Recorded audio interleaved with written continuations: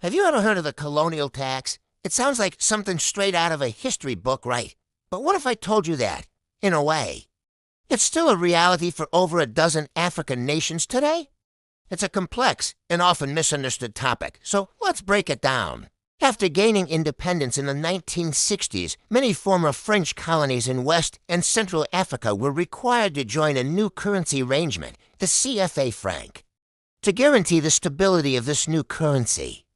These newly independent nations had to deposit 50% of their foreign currency reserves into the French treasury. Think of it like a mandatory savings account, but one held in the bank of their former colonial ruler. Now, why would they agree to this?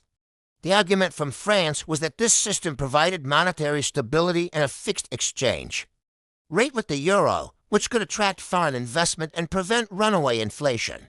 For a new nation finding its footing, that promise of stability was incredibly appealing. It meant their money wouldn't suddenly become worthless overnight, making trade and economic planning much easier. However, critics argue this arrangement has significant downsides.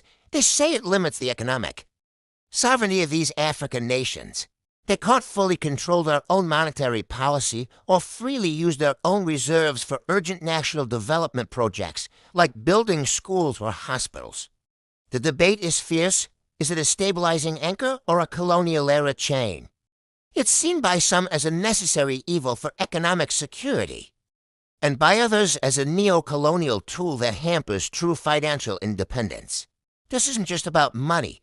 It's about a nation's right to self-determination and control over its own destiny. The conversation around the CFA franc is evolving, with reforms being discussed and implemented, but it remains a powerful example of how the economic legacies of colonialism can persist long after the flags have changed. What do you think? Is this system a benefit or a burden? Let me know your thoughts in the comments. Thanks for watching.